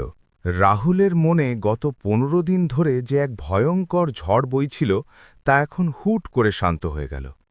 সে সত্যিকারের সম্পর্ক আর নিঃস্বার্থ ভালোবাসার মানে আজ ঠিকভাবে বুঝতে পারল। প্রিয়ার স্বার্থপরতা আর বাবার বিচক্ষণতার তুলনা তার মাথায় একদম পরিষ্কার হয়ে গেল। প্রিয়া সব সময় শুধু টাকা আর ফায়দা দেখেছে, আর মা বাবা শুধু ছেলের সুখ দেখেছেন। রাহুল বাবার দুটো হাত শক্ত করে ধরল। সে অত্যন্ত দৃঢ় গলায় বলল, বাবা, তোমরা আমার বোঝা নও, তোমরা আমার গর্ব। আর আমি কোনো ঝগড়া করছি না, আমি শুধু একটা সঠিক সিদ্ধান্ত নিয়েছি। তোমাদের আর কোনো কিছুর সাথে আপোষ করতে হবে না। ওই এক মুহূর্তে কোলহাপুরের সেই মাটিতে আর শান্ত বাড়িতে রাহুল নিজের জীবনের সবচেয়ে বড় আর শেষ সিদ্ধান্তটা নিয়ে নিল। সে আর কোনো মিথ্যে সম্পর্কের খাঁচায় ফিরতে চাইছিল না। সে ঠিক করল যে সে আর এমন এক মহিলার সাথে এক ছাদের নিচে থাকতে পারবে না যে তার মা বাবাকে সমস্যা বলে অপমান করেছে আর যে শুধু স্বার্থের জন্য জুড়ে আছে। তার সিদ্ধান্ত এখন পাথরের ওপর দাগের মতো পাকাপাকি হয়ে গেল। সে রিক্ত হয়নি, সে সত্যে পূর্ণ হয়েছিল। মুলুন্ডে ফেরার সময় সে আর আগের মতো আপোষ করা রাহুল ছিল না, বরং নিজের আর নিজের পরিবারের সম্মান রক্ষা করা এক নতুন মানুষ হতে যাচ্ছিল। কোলহাপুর থেকে মুলুন্ডে ফেরার রাস্তাটা একই ছিল, কিন্তু রাহুল ভেতর থেকে পুরোপুরি বদলে গিয়েছিল। কোলহাপুরের সেই পুরনো বাড়ির নিস্তব্ধতা আর মা বাবার নিঃস্বার্থ ভালোবাসা রাহুলের মনের ওপর জমে থাকা সব অন্ধকার মুছে দিয়েছিল।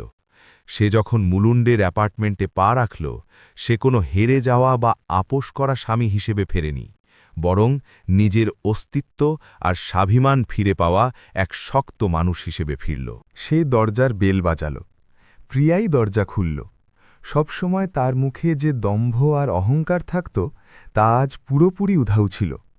তার জায়গায় এক ক্লান্ত, অসহায় আর নিজের কর্মের সাজা ভোগ করা মহিলার মুখ রাহুল দেখতে পেল। ঘরের পরিবেশটাও আলাদা ছিল। প্রিয়া ঘর একদম পরিষ্কার করে গুছিয়ে রেখেছিল। রাহুল ভেতরে আসতেই সে অত্যন্ত নম্রভাবে তাকে জল এনে দিল। যাত্রা কেমন হল? সে নিচু গলায় জিজ্ঞেস করল। ভালো, রাহুল খুব সংক্ষেপে উত্তর দিল, আর সোফায় গিয়ে বসল। প্রিয়া কিছুক্ষণ ওখানেই দাঁড়িয়ে থাকল।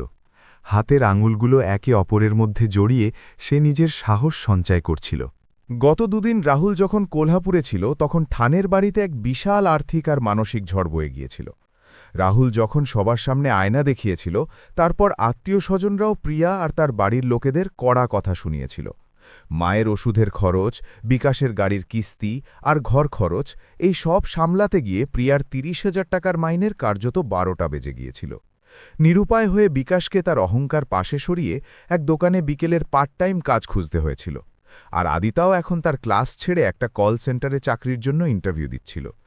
তারা যে সুখ আর আরামের ঘোরে বেঁচেছিল, রাহুলের এক সিদ্ধান্তে সেই ঘোর তাসের ঘোরের মতো ভেঙে পড়েছে, এটা প্রিয়া এখন পুরোপুরি বুঝতে পারছিল। সে ধীরে ধীরে এগিয়ে এলো আর রাহুলের সামনের চেয়ারে বসল। তার চোখ আগে থেকেই ছলছল করছিল। রাহুল, আমাকে মাফ করে দাও। তার গলায় এখন সত্যিকারের অনুশোচনা ছিল, যা সরাসরি তার কান্নার মধ্যে দিয়ে বেরিয়ে আসছিল। আমি খুব বড় ভুল করেছি। আমি এখন সব বুঝতে পারছি। গত ২-৩ সপ্তাহে আমার বাড়ির লোকেদের যে টানাপোড়ন হয়েছে, বিকাশকে কাজ করতে হচ্ছে, তখন আমি বুঝলাম যে তুমি একাই আমাদের পরিবারের জন্য কত বড় বোঝা শান্তভাবে বইছিলে। আমি সত্যিই খুব স্বার্থপরের মতো আচরণ করেছি। রাহুল তার দিকে তাকাল। তার চোখে সেই প্রতিশোধের তৃপ্তি ছিল না, বা তাকে কাঁদতে দেখে মায়াও হচ্ছিল না। সেখানে ছিল শুধু আর শুধু এক হিমশীতল নির্লিপ্ততা। সে কিছুই বলল না, যার ফলে প্রিয়া আরও বেশি ঘাবড়ে গেল। সে এগিয়ে বলল, আমরা আবার আগের মতো থাকি না রাহুল, প্লিজ, আমরা পুরনো দিনগুলো ফিরিয়ে আনি। আমি আর কখনো কোলহাপুরে টাকা পাঠানো নিয়ে তোমাকে কিচ্ছু বলবো না। আমরা একটা বাজেট ঠিক করব, তাতে তোমার বাড়ির লোকেদের খরচও থাকবে। প্লিজ, এভাবে হুট করে পর হয়ে যেও না। আমার তোমাকে খুব দরকার। প্রিয়া আজ আপোষ করার আর মানিয়ে নেবার সব রকম মানসিকতা দেখাচ্ছিল। সে নিজের অহংকার পুরোপুরি বিসর্জন দিয়েছিল, কিন্তু সে অনেক দেরি করে ফেলেছিল। রাহুল একটা গভীর শ্বাস নিল। তার গলার স্বর ছিল অত্যন্ত ধীর আর স্থির। প্রিয়া, তুমি এখনও আসল সমস্যাটা বোঝোনি। তোমার মনে হচ্ছে এই সব ঝগড়া টাকার জন্য, কিন্তু টাকা কোনোদিনই সমস্যা ছিল না। প্রিয়া অবাক হয়ে তার দিকে তাকাল। রাহুল আবার বলল, তুমি আজ ক্ষমা চাইছ কারণ তুমি সত্যিই তোমার ভুল বুঝতে পেরেছ তা নয়, বরং তোমার বাড়ির লোকেদের আবদার মেটানো সেই এটিএমটা বন্ধ হয়ে গেছে বলে। যখন তোমার ভাই আর বোনকে নিজেদের পায়ে দাঁড়িয়ে কষ্ট করতে হচ্ছে, তখন তুমি আমার কদর বুঝতে পারছ। কিন্তু বিষয় টাকার নয় প্রিয়া, বিষয় তোমার মানসিকতার। রাহুলের কথাগুলো প্রিয়ার কলিজায় গিয়ে লাগছিল। যখন আমার বাবা বৃদ্ধ বয়সে আর অসুস্থতায় ভেঙে পড়েছিলেন, তখন তুমি ওনাদের জন্য কি শব্দ ব্যবহার করেছিলে? তোমার মা বাবা তোমার সমস্যা। ওই দুটো শব্দ শুধু রাগের মাথায় বেরিয়ে আসা কথা ছিল না প্রিয়া, ওটা ছিল তোমার আসল রূপ। যে মা বাবা আমাকে জন্ম দিয়েছেন, ওনাদের উপর যখন দুর্দিন এলো, তখন তুমি ওনাদের বোঝা মনে করলে। তুমি আমাকে স্বামী হিসেবে নয়, বরং একটা সুবিধা হিসেবে দেখে এসেছিলে। তেমন নয় রাহুল, আমি রাগে বলেছিলাম। প্রিয়া কাঁদতে কাঁদতে নিজেকে বাঁচানোর চেষ্টা করল। রাগে মানুষ সত্যিটাই বলে ফেলে প্রিয়া। রাহুল তাকে মাঝপথে থামিয়ে দিল। তুমি আপোষ করতে রাজি আছো কারণ এখন তোমার উপর বিপদ এসেছে, কিন্তু যে সংসার এমন শুকনো হিসেব, স্বার্থপরতা আর দ্বিচারিতার উপর দাঁড়িয়ে থাকে, তা ভেতর থেকে পৌঁছে গেছে। আমার বাবা আমাকে কোলহাপুরে কি বলেছিলেন জানো? তিনি বললেন, আমাদের ওষুধের জন্য খোকা, তুই নিজের সংসার ভাঙিস না, আমরা বুড়োরা কোনোভাবে মানিয়ে নেব। যে মানুষদের তুমি সমস্যা বলেছিলে, তারা আমার সংসারের জন্য নিজের প্রাণের সাথেও আপোষ করতে রাজি আছেন। আর তুমি শুধু নিজের আর তোমার বাপের বাড়ির সুখের কথা ভেবেছ। প্রিয়া এখন পুরোপুরি ভেঙে পড়ল। সে দুটো হাত মুখে চাপা দিয়ে হু হু করে কাঁদতে লাগল। আমাকে একটা শেষ সুযোগ দাও, আমি সত্যিই নিজেকে বদলে দেখাব, আমরা নতুন করে শুরু করব। রাহুল নিজের জায়গা থেকে উঠে দাঁড়াল। তার নজর এখন জানলার বাইরে দূরের রাস্তার ওপর স্থির ছিল। কিছু জিনিস একবার ভেঙে গেলে তার কখনো জোড়া যায় না। প্রিয়া, তুমি আমার টাকা নয়, তুমি আমার বিশ্বাস ভেঙেছ। আর ভাঙা বিশ্বাস কোনো আপোষ বা বাজেট দিয়ে জোড়া লাগে না। আমি মানসিকভাবে এই সম্পর্ক থেকে অনেক দূরে এগিয়ে গেছি। এখন আর ওই মিথ্যে দুনিয়ায় ফেরার ইচ্ছে নেই। ওনার এই কথাগুলো শুনে প্রিয়ার গায়ে কাঁটা দিয়ে উঠল। সে বুঝতে পেরেছিল যে সে কেবল তার আর্থিক অবলম্বন হারায়নি, বরং তার স্বামীকেও চিরতরে হারিয়েছে। রাহুলের সেই নির্লিপ্ততা, তার সেই শান্ত কিন্তু দৃঢ় না, যে কোনো রাগের চেয়েও অনেক বেশি ভয়ঙ্কর ছিল। ঘরে এখন শুধু প্রিয়ার হুপিয়ে কান্নার আওয়াজ গুমগুম করছিল। রাহুল তাকে শান্ত করার বা তার চোখের জল মোছার কোনো চেষ্টাই করল না। সে সেখান থেকে ঘুরল আর নিজের ল্যাপটপ ব্যাগের দিকে এগিয়ে গেল। প্রিয়ার চোখের সামনে এখন শুধু অন্ধকার ছিল, আর সেই অন্ধকার, তোমার মা বাবা তোমার সমস্যা, তার নিজের এই কথাগুলোই এক ভয়ঙ্কর অভিশাপের মতো তাকে তাড়া করছিল। সেই রাতের পর মুলুন্ডের ওই বাড়ি থেকে রাহুল কেবল নিজের আস্তানা সরিয়ে নিল না, বরং সে নিজেকে এক বিষাক্ত আর স্বার্থপর সম্পর্কের বন্ধন থেকে চিরতরে মুক্ত করল। পরের দিন সকালে সে নিজের গুটি কয়েক জামাকাপড়, ল্যাপটপ আর প্রয়োজনীয় জিনিস প্যাক করে নিল। প্রিয়া তাকে থামানোর, কাদার আর বোঝানোর চেষ্টা করছিল, কিন্তু রাহুলের সিদ্ধান্ত এখন পাথরের ওপর দাগের মতো অটল ছিল। কিছুদিনের মধ্যেই রাহুল মুলুন স্টেশন থেকে কিছুটা দূরে একটা ছোট্ট কিন্তু সুন্দর হাওয়া বাতাসপূর্ণ 1 RK ফ্ল্যাট ভাড়া নিল আর সেখানে থাকতে শুরু করল। আইনজীবীর মাধ্যমে আইনসম্মতভাবে আলাদা হওয়ার নোটিশ অত্যন্ত শান্তভাবে প্রিয়াকে পাঠিয়ে দেওয়া হলো। কোনো চিৎকার চেঁচামেচি নেই, আত্মীয়দের কোনো হম্বিতম্বি নেই বা কোর্টের দোরগোড়ায় কোনো নাটক নেই। এক অত্যন্ত পরিমক্ষ কিন্তু কঠোর বাস্তবতায় এই সম্পর্কের শেষ হয়েছিল। ওদিকে প্রিয়ার জীবনে এখন বাস্তবের আসল ছ্যাঁকা লাগা শুরু হল। রাহুল আর্থিক সহায়তা সরিয়ে নেওয়ায় এখন তার পরিবারকে আক্ষরিক অর্থেই নিজেদের লড়াই নিজেদের লড়তে হচ্ছিল। বিকাশের সেই মিথ্যে অ্যাটিটিউড আর দামি বাইক নিয়ে ঘোরার ভাব এখন পুরোপুরি চলে গেছে। তাকে কলেজ সামলে এক কুরিয়ার কোম্পানিতে বিকেলের পার্ট টাইম কাজ করতে হতো। আদিতা তার দামি বিউটি পার্লারের ক্লাস ছেড়ে দিয়েছিল আর একটা কল সেন্টারের নাইট শিফটের জন্য ইন্টারভিউ দিচ্ছিল। লতাদেবীরও কোনো পেনশন না থাকায় খরচে বিশাল কাটছাট করতে হয়েছিল। প্রিয়ার নিজের ৩০,০০০ টাকার মাইনে এখন ইএমআই, মায়ের ওষুধ আর ঘর খরচ সামলাতেই শেষ হয়ে যেত। মাসের শেষে তার হাতে কিছুই অবশিষ্ট থাকত না। সে এখন রাহুলের সেই নিঃস্বার্থ হওয়ার মর্যাদা পদে পদে বুঝতে পারছিল। কিন্তু গঙ্গার জল অনেক দূর বয়ে গেছে। ভাঙা বিশ্বাসের সুতো এখন কোনো আপোষ বা কান্নাকাটিতে জোড়া লাগা সম্ভব ছিল না। অন্যদিকে রাহুলের জীবনে এখন এক অন্যরকম অত্যন্ত ইতিবাচক আর শক্তিপূর্ণ অধ্যায় শুরু হয়েছে। তার নতুন বাড়িতে জায়গা কম হলেও সেখানে এক অসাধারণ সুস্থ নীরবতা ছিল। সেখানে তাকে কারোর বাঁকা কথা শুনতে হতো না বা কার খরচ কিভাবে মেটাবে সেই চিন্তায় রাতের ঘুম নষ্ট হতো না। সে নিজের জীবনকে এখন এক নিয়মের মধ্যে বেঁধে নিয়েছিল। সে আবার তার প্রিয় ফিটনেসের দিকে মন দিল। রোজ সকালে তাড়াতাড়ি উঠে জিমে গিয়ে ঘাম ঝরানো আর নিজের খাওয়া দাওয়ার যত্ন নেওয়া তার রুটিন হয়ে দাঁড়িয়েছে। সন্ধ্যায় অফিস থেকে ফেরার পর সে অত্যন্ত শান্ত মনে ল্যাপটপ খুলে শেয়ার মার্কেট সুইং ট্রেডিংয়ের পড়াশুনো করত। এখন সে যা কিছু লাভ করছিল তার ওপর প্রশ্ন তোলার বা টাকা দাবি করার কেউ ছিল না। তার বেতনের ওপর আর তার সময়ের ওপর এখন শুধু আর শুধু তার নিজের আর তার কোলহাপুরের মা বাবার অধিকার ছিল। সে এখন প্রতি 15 দিন অন্তর বা রবিবারে কোলহাপুরে মা বাবার সাথে দেখা করতে যেত। এখন টাকার কোনো টানাটানি না থাকায় তার বাবার সব টেস্ট আর চিকিৎসা কোলহাপুরের এক বড় আর ভালো হাসপাতালে শুরু করেছে। মায়ের মুখে এখন এক অন্যরকম তৃপ্তি। রাহুল ওনাদের জন্য নিজের সংসার ভেঙেছে, সেই কষ্ট বাবার মনে ছিল, কিন্তু রাহুল ওনাকে বুঝিয়ে বলেছে যে ওটা সংসার নয়, বরং এক আর্থিক লেনদেন ছিল যেখান থেকে সে মুক্তি পেয়েছে। বাবার অসুস্থতা পুরোপুরি সেরে না গেলেও রাহুলের ঘন ঘন যাতায়াত আর তার শক্ত অবলম্বনের কারণে ওনাদের বার্ধক্যে এক নতুন প্রাণ ফিরে এসেছিল। কয়েক মাস কেটে গেল। একদিন সন্ধ্যায় মুলুন্ডের সেই ছোট্ট ফ্ল্যাটের জানালার কাছে রাহুল কফির মগ হাতে দাঁড়িয়েছিল। বাইরে রাস্তায় লোকাল ট্রেনের আনাগোনা চলছিল। স্টেশন থেকে নিজের নিজের বাড়ির দিকে যাওয়া চাকুরিজীবীদের হুড়োহুড়ি চলছিল। রাহুল সেই ভিড়ের দিকে তাকিয়ে এক গভীর শ্বাস নিল, আর যেন নিজের মনেই অথবা এই কাহিনী শোনা হাজার হাজার দর্শকের সাথে কথা বলতে লাগল। সংসার, সম্পর্ক আর টাকা, এই তিনটে শব্দের চারপাশে আমাদের জীবন কিভাবে জড়িয়ে থাকে না?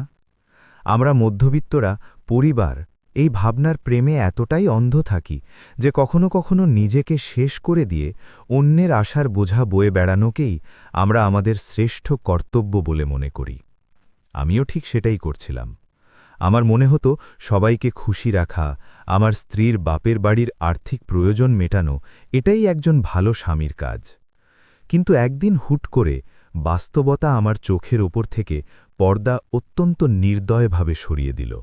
আমি বুঝলাম যে যতক্ষণ আপনি অন্যের জন্য নিজেকে ক্ষয় করতে থাকেন, নিজের পকেট ফাঁকা করে তাদের শখ পূরণ করতে থাকেন, ততক্ষণ আপনি দেবতুল্য মানুষ। কিন্তু যখন আপনার নিজের জন্মদাতা মা বাবার সময় আসে, তখন আপনি হুট করে তাদের জন্য একটা সমস্যা হয়ে দাঁড়ান।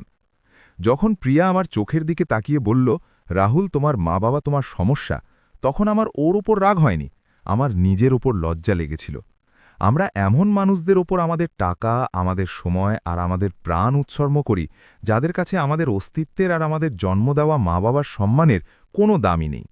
আমি কারোর ওপর বদলা নিইনি, আমি কাউকে ইচ্ছে করে পথে বসাইনি। আমি শুধু সেই সীমারেখাটা মেনে নিয়েছি যা আমার জন্য টানা হয়েছিল। যে মানুষদের আমি নিজের ডানা দিয়েছিলাম, তাদের আমি শুধু মাটিতে নিজের পায়ে চলতে শিখিয়েছি। আজ আমি একা ঠিকই, কিন্তু সত্যিকারের সুখী। আমার পকেটের টাকা এখন আমার মায়ের মুখে হাসি ফোটায়, আর বাবার ওষুধের কাজে লাগে। আজ আমাকে কারুর বাঁকা নজর বা বিদ্রূপ সহ্য করতে হয় না। আমার স্বাভিমান আজ পুরোপুরি আমার সাথেই আছে। মানুষের ভালোবাসার জন্য আর সংসারের জন্য অবশ্যই আপোষ করা উচিত, কিন্তু যখন আপোষ আপনার স্বাভিমানের আর মা বাবার সম্মানের সাথে হতে শুরু করে, তখন সেখানেই থেমে যাওয়া উচিত। আজ এই কাহিনী শোনার পর আমি আপনাদের সবাইকে একটা প্রশ্ন করছি। সত্যি করে বলুন, যদি আপনারা আমার জায়গায় হতেন তবে কি করতেন? লোক কি বলবে আর সংসার টিকিয়ে রাখতে হবে, এই মিথ্যে আভিজাত্যের চাপে কি সারা জীবন সেই অপমানজনক বোঝা মুখ বুজে বয়ে বেড়াতেন, নাকি নিজের স্বাভিমান আর যিনি আপনাকে তিল তিল করে বড় করেছেন সেই মা বাবার সম্মান বেছে নিতেন? চিন্তা করে দেখুন, কারণ কোনো একদিন কোথাও এই সমস্যা আপনারও দরজায় কড়া নাড়তে পারে। রাহুল জানালার বাইরে তাকিয়ে কফির শেষ চুমুক দিল। বাইরে ধীরে ধীরে অন্ধকার নেমে আসছিল, কিন্তু রাহুলের জীবনে আর তার মুখে এখন এক স্বচ্ছ, উজ্জ্বল আর অত্যন্ত আশাব্যঞ্জক আলো ছড়িয়ে পড়েছিল। বন্ধুরা, রাহুলের নেওয়া এই সিদ্ধান্ত আপনাদের কেমন লাগল? যদি আপনারা রাহুলের জায়গায় হতেন তবে কি করতেন? আপনাদের ভাবনা, আপনাদের উত্তর আমাকে কমেন্ট বক্সে অবশ্যই জানাবেন। আমি আপনাদের প্রত্যেকটা কমেন্ট পড়ি। যদি আপনাদের এই কাহিনী ভালো লেগে থাকে আর কোথাও এটা আপনাদের জীবনের সাথে মিলে যায় বলে মনে হয়, তবে ভিডিওটাতে একটা লাইক অবশ্যই দেবেন। আপনাদের একটা লাইক আমাকে এমন সব নতুন নতুন কাহিনী নিয়ে আসার অনুপ্রেরণা দেয়। চ্যানেলে নতুন হলে সাবস্ক্রাইব করতে ভুলবেন না। আবার দেখা হবে এমন এক নতুন, সুন্দর আর ভাবিয়ে তোলার মতো কাহিনীর সাথে। ততক্ষণ নিজের আর নিজের প্রিয়জনদের খেয়াল রাখুন। ধন্যবাদ।